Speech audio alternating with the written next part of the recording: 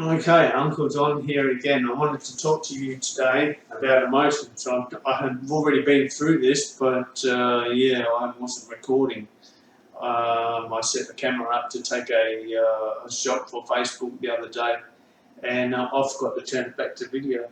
So yeah, here I am again. I'm going to go back over what I had said before. And what I said was about the Easter was a time when some people might be getting lonely, or they had their lost without somebody who was a part of Easter for in the past, family or friends or something like that. There seems to be these times of the year when we make those emotional connections to other people, or those sentimental um, associations we have with other people, sentimental time of year, that we can end up on our own and sad, depressed, in an emotional state. And other things can happen too, like we've been around friends, family, and we've become uh, um, we've become emotional because we're not getting what we wanted from the sentimentality, from the sentimental associations we make when we're kids. We look up to these people and think that our world means everything to them, and then all of a sudden, because we did something wrong or sin, we we became somebody who wasn't so treasured. But that's not to say that the people that love us don't actually love us anymore. It's a matter of, well, we're grown up now. We don't get the same grace as what we did when we was young and making mistakes. So yeah, and also I've got to find that people can become manipulative um, with us to help us to exercise our strengths, if we have any strengths. I mean, if you don't have any strengths concerning the dealing with people who manipulate you or push your buttons, if you haven't been able to deal with them, you probably avoid them altogether. You just like game up, you said, nah, I don't go there, mate. And we've all got those people who's not prepared to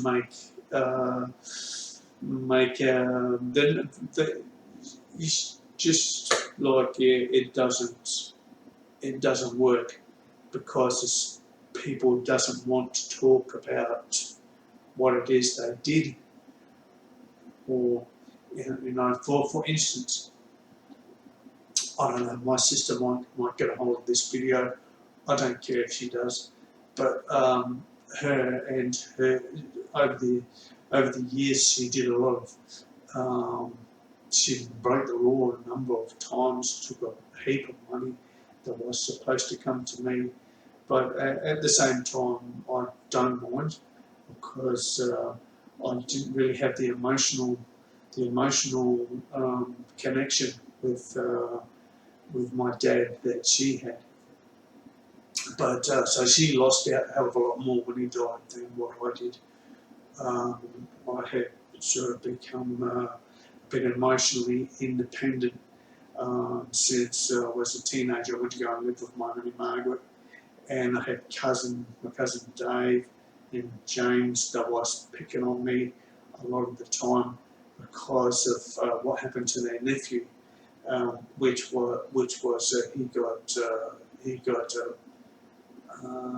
what's a good way to put it. I didn't take care of him the way I should have. He's only a couple of years younger than me. He's 3-4 years younger than me. But yeah, I wasn't really in a position to be able to have a younger brother, and I had a younger sister as well, which didn't help. Somebody was talking to me the other day about being conditioned for conditioned to be a destructive influence, and I can totally relate to that. I mean, I became very self-destructive.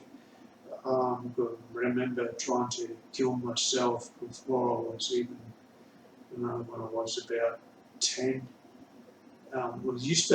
Even younger than that, I used to have these friends of the family, Raymond and Toby. I remember them well, and Raymond and I used to hold our breath for as long as we could, trying to kill ourselves. And it certainly wasn't a natural. It's not a natural thing. So there was other friends I had that did the same. There was a kid at school, Kevin.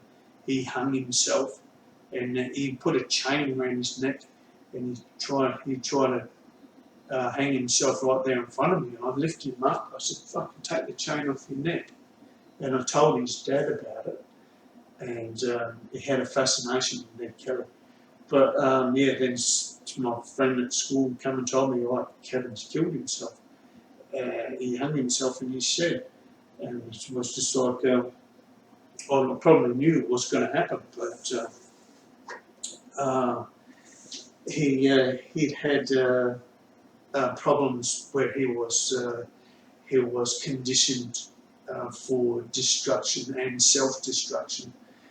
And I think that when these influential people, these influences, destructive influences come into our lives, they can manifest themselves in a lot of ways through drugs and alcohol, crime.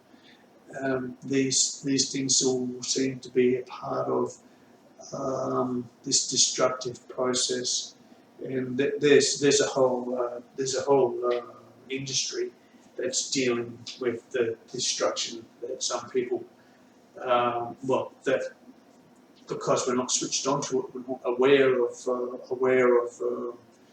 the influences at work in our lives and how we were conditioned as we got bigger to become more and more destructive. And I'm not so sure that it's an actual deliberate study that people get into and design a particularly destructive person.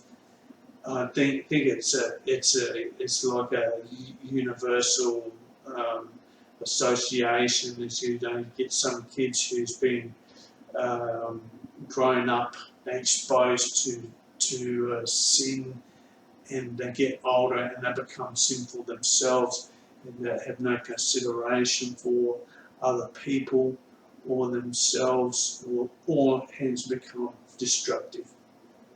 So in this destructive process, we also suffer our emotions, where some people are developing a healthy dependence on other people that includes their emotions, and that there's other people who don't have their dependence on other people met, and they become emotionally isolated and withdraw and become antisocial.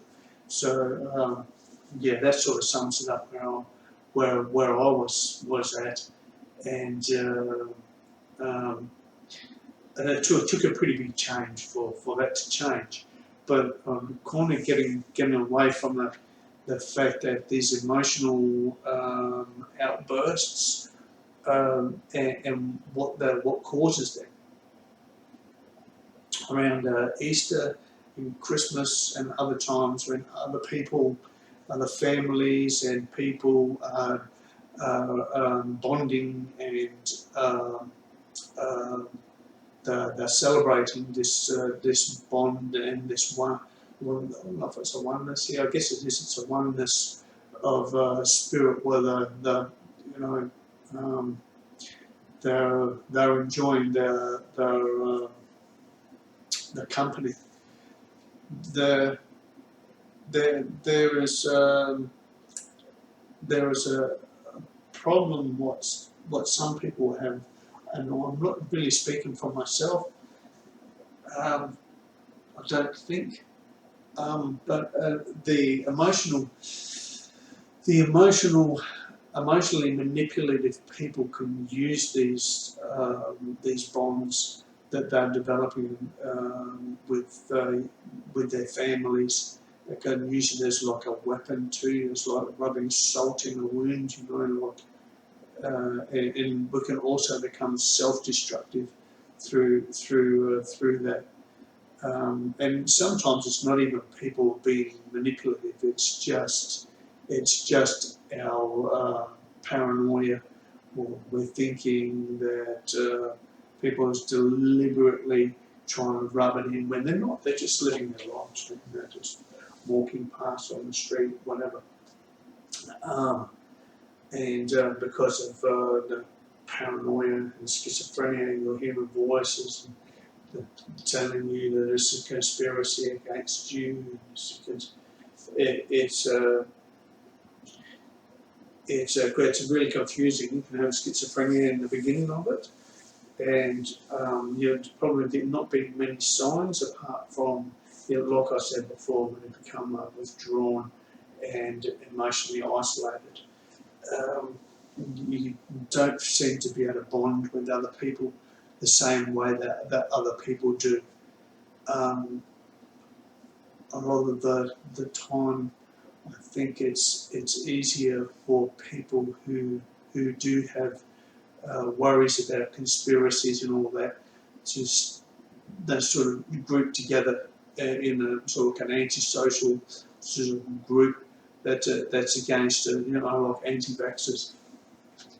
They'll all clump together and they'll come up with all these conspiracies and a rebellion. But inside of our hearts, there's a space that needs to be filled, and because the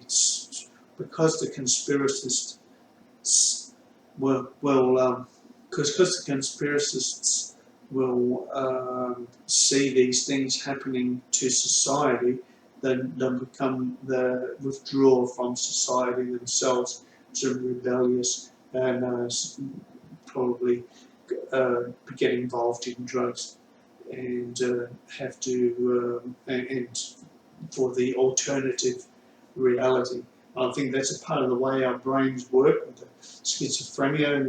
This had some kind of trauma, brought it on. We had to dissociate because people told us that's not true, that's not what happens. You develop an alternative reality. I think that people who turn to drugs because they're worried about conspiracy or whatever, they do turn to the drugs, whether they were smoking weed or what with their friends, or going out clubbing or whatever they were doing with their friends before that. They become a little bit more antisocial, and the drugs help it to have an alternative identity than the one we have learned in a social setting. So in other words, become antisocial and involved in the drug culture or subculture. So yeah, we've got to watch out for that, because it could be quite easy to become mentally ill while you're under the influence of drugs, especially like stimulants. So you really overstimulate your brain, and the chemicals keeps your emotions in check, like dopamine and serotonin. Both can influence your emotions. So yeah, but it's no wonder that an emotional breakdown is imminent. But I think the way to avoid emotional breakdown is not to be emotional, especially when it comes to love. You love your family, your spouse, your kids. try not to include too much emotion in that. We could become emotionally dependent, and these emotionally charged episodes are disastrous a lot of the time. If you put your reason for living and your reason for being in the world on your kids, and your kids have got to try and carry that. Like my parents had wanted to stay together for us kids. I thought if they got separated, they fucking hated each other in the end. But us kids got, well, especially, I don't know about my sister, but I got fucking used. My mum used me as a weapon against my dad. And my dad, I never had really much of a connection with him because he was always working or doing something. And my mum worked out that she hated him before I was old enough to really, Dad, do you want some help in the shed? By the time they got to that stage, I was long gone. They sent me on, I went into foster care when I was 13, and there was no real bonds made with my dad. And my mum, whatever the hell it was she was trying to do by giving me a son when I was 12, I don't know, it's confusing. I think she must have had a mental illness herself. But if I get emotional about all these things, I get confuses me, and I get angry, and I become emotional about them, and I just end up becoming abusive towards them because I think it was wrong what they did. I mean, my dad killed himself when I was 18. Why? Because he didn't want to have to tell the criminals he was making meth for that he didn't want to make it anymore. He didn't want to go to jail. He couldn't have lived in jail. He couldn't have done it. He would have killed himself, which he did before he had to deal with it anyway. So it's just probably a lot easier to kill yourself than to say, no, I don't want to cook meth for you cunts anymore. He couldn't say that because they fucking own you. They're a pack of dogs, mate. They'll fucking destroy everything about you if you don't do what they want you to do. They'll put you in a position to manipulate you. And that's what I'm saying about destructive people and their choice to manipulate us rather than put their cards on the table and just say, well, this is where I'm at, and this is how I think I can benefit myself, my family, and my business or whatever. This way, and being open and honest about it. That don't do that, they become manipulative, sneaky, and destructive. But inviting this destruction into your life, and you'll wheel and deal with destructive people and this destructive nature and this self-destructive, I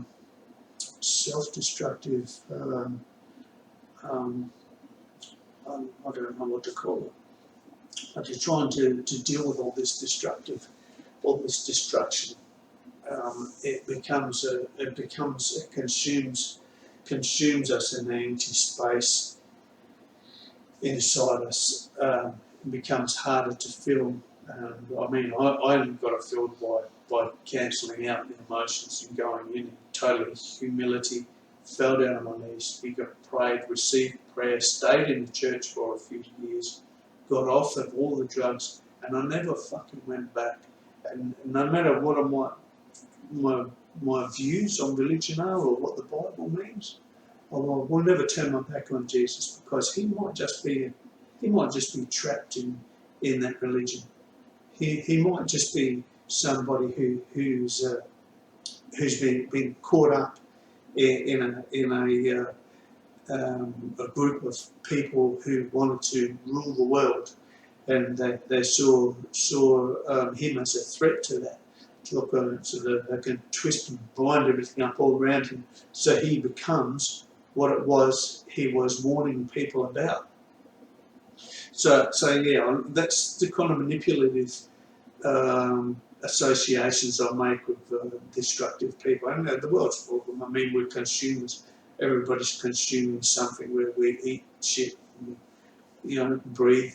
We'll all take something from the world with every breath.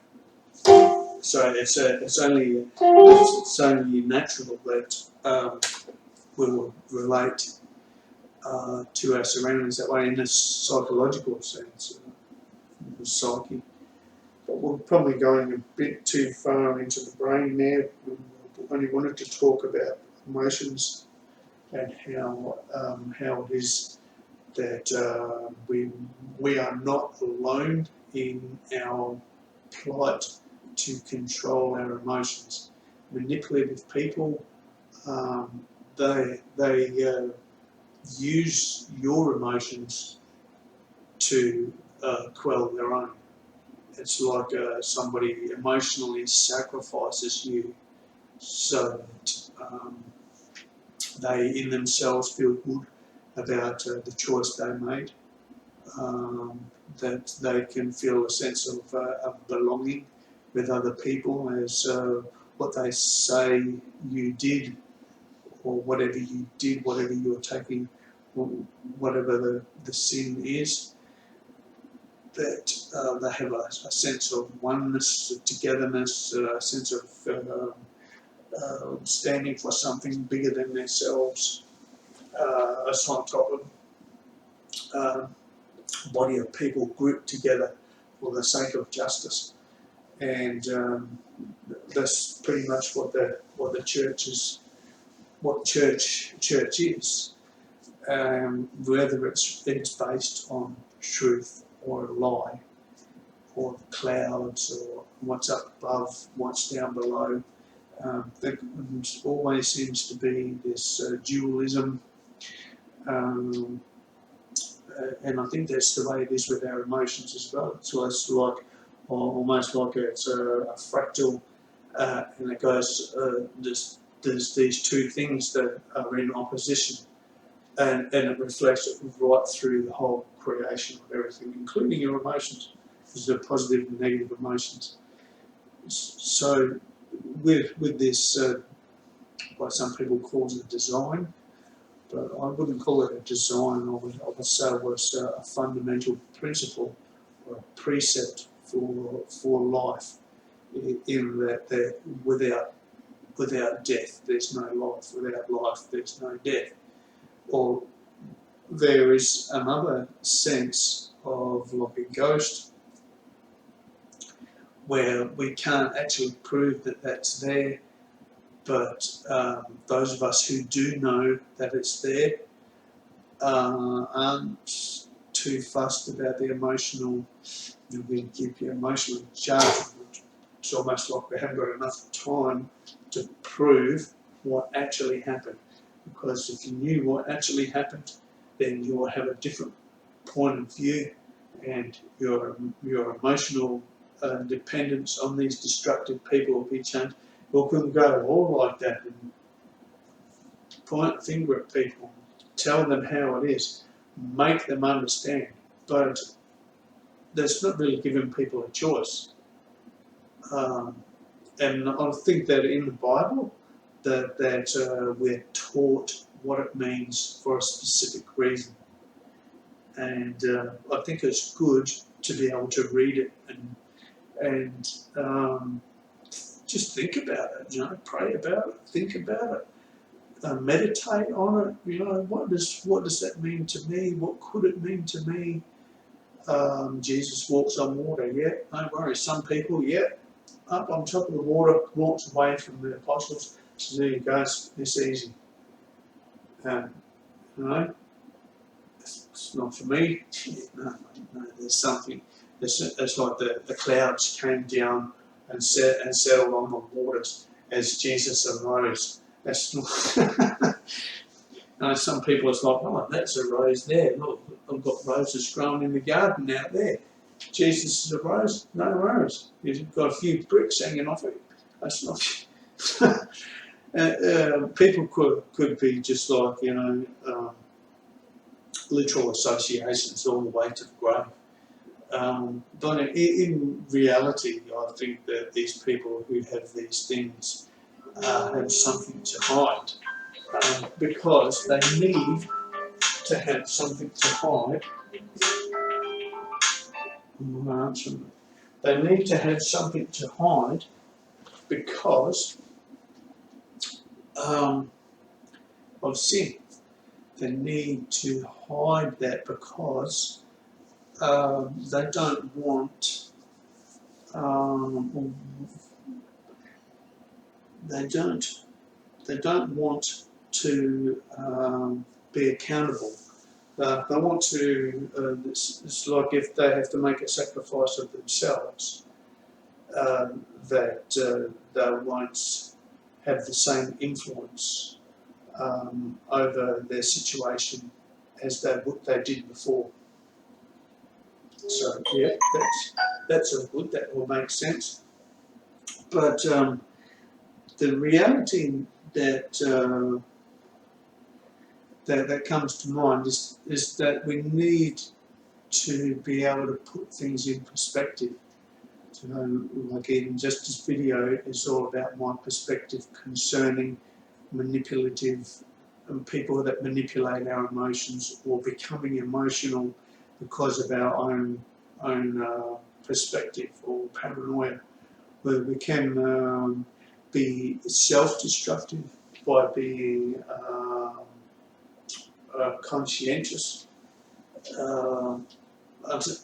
And there's probably a fine line there between being a psychopath with no conscience and being able to shut down your emotions so that manipulative people can't can't get you to self-sabotage your life. And I mean, they can do that all the time. We see it happen on Facebook all the time. Every time I want to go comment something about, something about religion, get some atheist or something come and say, "Oh, it doesn't exist," and it gets sort of into this banter where you get into it for a family too, where you're not able to actually say exactly what it is, and they're accusing you of it being a lie, what it is you're trying, and you can't defend it because you can't actually say what it is. I mean, it could be an olive, it could be a soul, it could be a rock, it could be a bee, it could be a fly. There's more biblical terms, well, more black thing that you can. I've seen it, and the brass coin. I've seen that too, and the gold plate bowl, golden plate that the Jews had behind the covenant. Was it behind it in the covenant? I don't know, but the Jews got told to make a big golden plate. I saw that, but I've seen a Lion of Judah too. You leapt out of the nuts, assume me, another man. But all this sort of stuff is you try and tell somebody who hasn't been through that. That's like their first defence is that didn't happen. That's a lie. That makes sense to them as somebody wants to manipulate the masses. So they then become manipulative themselves in the sense that in their denying your opinion or your denying your experience, that you can become emotional about it. You can have those emotions can take us to a self-destructive place where we destroy ourselves. We don't see the worth in what we went through. We don't seem to be able to take any perspective on what we went through because we get reminded again that it didn't actually happen. And I think that it's a whole thing with schizophrenia, the dissociative disorder, and this alternative identity. and with drugs you've got the alternative reality as well. So there's a lot of this alternative things that goes on because it's based in our emotions and in the way we come across, relate to people, identify with people, the way we are with people. It is part of our sense of self. Our emotions are a part of our sense of self. And when you when you only let your emotions, when you let your emotions run your life, you become very easy to manipulate. And it's very easy for you to become self-destructive as well. And so you become dependent on other people for your emotional state. And one of the reasons why I've managed to be able to stay off medication because from having schizophrenia is from not becoming emotional with other people. I mean, when I'm here in my own space, and it's okay for me to be emotional, and I know that I'm not going to, it's just easier, it's just better, it's just more functional, I think, to not be too emotional with other people. Full stop. It's important. It's important not to just shut yourself down completely and just say, look, people are cunts, fuck the lot of them. Although that's an easy way to do it because you don't have to count this person for that person for that person. You don't have to have individuation. You just, people are cunts, fuck them. It's easy. It's just like, process work. That's all people, they're on there, they're cunts. No worries, all done. I'm going to go and enjoy my life now. I can do that. I don't feel any sense of loss at all about saying that. But when it comes to the next person I see, I'll be saying hello, how you going? You know what I mean? It's like it's easy to do that in your mind. Right, that's all them. They're all there. That's good. Dealt with. Put them under the shelf, on the shelf. Put some in the fridge because they're just cold cunts. It doesn't matter where you're going to put them. You still process them as. But in the when we go to see other people, it's like, oh, I know the part I have to play in this. No worries, let's get this over and done with. All right, no problem. See you later, and it's done. But a lot of the time, you'll find that these destructive people will try to take control of your emotions and make you sabotage your own life because they simply it's too hard for them to do it themselves. And if they come to an extreme point where they just can't get you to fuck yourself up, in my case, you get these people who wants to jab you with a needle, or they want to make you look a certain way, make the world see you as some kind of, you know what I mean, violent, destructive influence that people don't want around, and somehow they want to track you and the different places you go and have total strangers identify you as somebody that they created. So there's also that part of which is easy enough to deal with when you refuse any emotional content. And just remember, we're going on forever. It's all forever.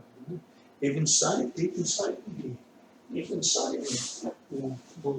knows it's going on forever because he's one of God's angels. Fallen as he is,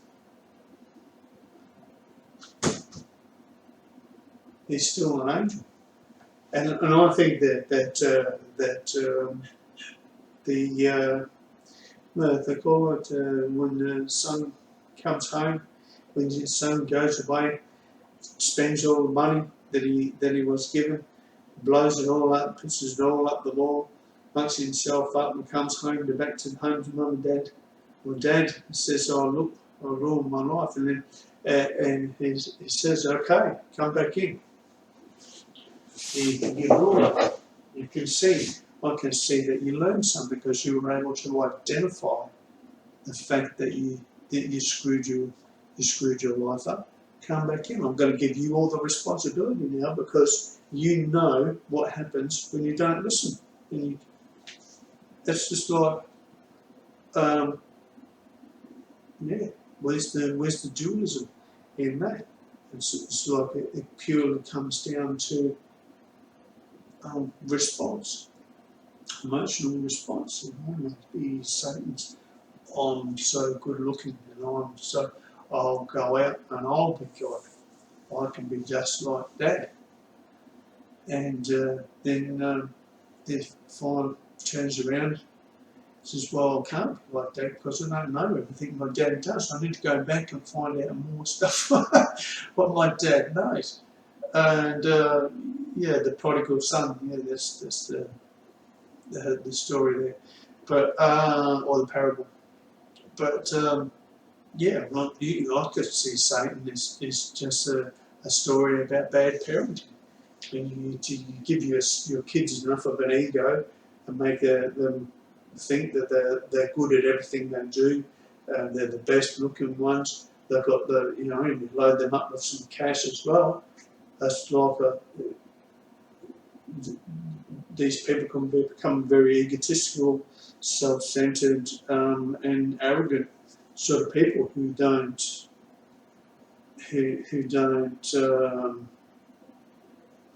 let people be people. They make possessions of people. They want to own these people and make them do what they want them to do. Well, there's a whole thing there. We could go right through religion, politics, the whole bit there with people that don't want to work, who just want other people to do all the work, and without being emotional. I think it's unfair, but it's very human. It's so human to be lazy. So you can't really blame people for being people, but you can blame people for being gods. Yeah. And if people did create one god as monoganism or whatever it is, I don't know. Word for it. I'll find the time. I would look it up or whatever. If you just had one God who isn't really a person, who's bigger and better than a person, who made people.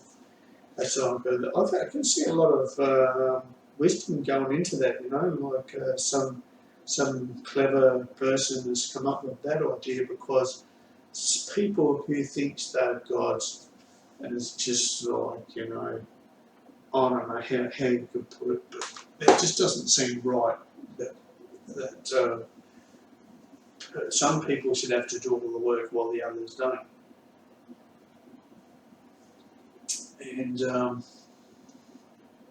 yeah, but a lot of that's got to come down to what we can justify for ourselves.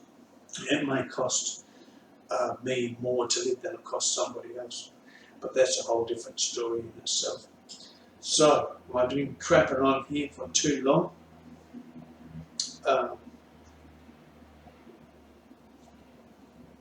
I hope you can benefit somehow from that by being able to identify a situation where you may be being manipulated and how to cope with that is to deny your any emotional response. Just try to be pragmatic about it, business-like. Like if you was having an Easter get-together It's not about you or me or them or us. It's about the love that we have for life and being responsible to the people who taught us to love life. And a lot of the time that just sort of goes, whoop, right, it's gone right behind you. You don't even think about it, and it's taken for granted. So the people who taught us to love life and to be part of life and to love people, to love ourselves, they're becoming a little bit, you don't value the things I taught you, and they can become very sarcastic and talk in a way that you have to think pretty hard about, because they want you to think about what you think about who you are, and be reminded that they didn't teach you your dysfunctional traits. Now, if you want to be totally functional to please them, you're never going to get anywhere. There'll be always somebody, because if you please that person, somebody else is not happy now. You had done it right in their book. You were right in his book, but then his book over there, his book says, you know what I mean? So you can't put your life in the hands of other people. Your life is in your hands, and I'm trying to let you know that people who manipulate your emotions, or if you become emotionally charged, you will self-sabotage your own life. You will sabotage your own life by becoming emotional. Even if you lash out at somebody and make a victim out of them somehow, it comes back onto you because you broke the law or you did something wrong. And even if you don't get caught, it still goes into your bank that makes up who you are. If you think you can get away with murder, it will get worse and worse. You've got to manipulate, like some witch or something wants to jab you with a needle. She gets away with it. She puts something in your food and you become unhealthy again and again and again, and she gets away with it. And it all builds up, and until this person's spirit is totally unreachable. They become so destructive and self-absorbed that they don't process life the way people do, normal people do. So yeah, over time, they will become exposed and harder for them to identify themselves how it is that they can be changed, and whether they want to be. There's plenty of call for destructive influences. I mean, you could conjure up some kind of a ghost, some magic spell. I don't know, do some magic on somebody's life, and get them to sabotage their own life. It's not because this dead person who was already manipulative in life gets raised up, conjured up from the grave to go and influence somebody else's life. We need somebody like Jesus to intervene in that. That's the way I do it. And there's no idol for him. He's free to go through the clouds wherever he wants to go. He can be anything, anyone, anywhere, anytime. As far as I'm concerned, magic is ruined because they're a witness like Jesus. So yeah. I'm pretty glad that the magic influence or the death that was conjured up to consume my life, was conjured up to consume my life has been unsuccessful for so long that I've actually reached 52 years old, and there's not many people. There's nobody else I know who's been through what I've been through. The people who've been through less, much less, experiences with much less, have killed themselves. That's not me gloating, that's just me saying how thankful I am that I stuck by Jesus. Because it's so important to have a witness to what goes on in black magic, in the dark arts, in demonology, all this sort of stuff. So important to have a witness there that can drag all this up to a place where these people thought they got away with it in life, and then one to get hit them up with it when they get there, and it's like you probably see that because they damaged a lot of people more than just you or me.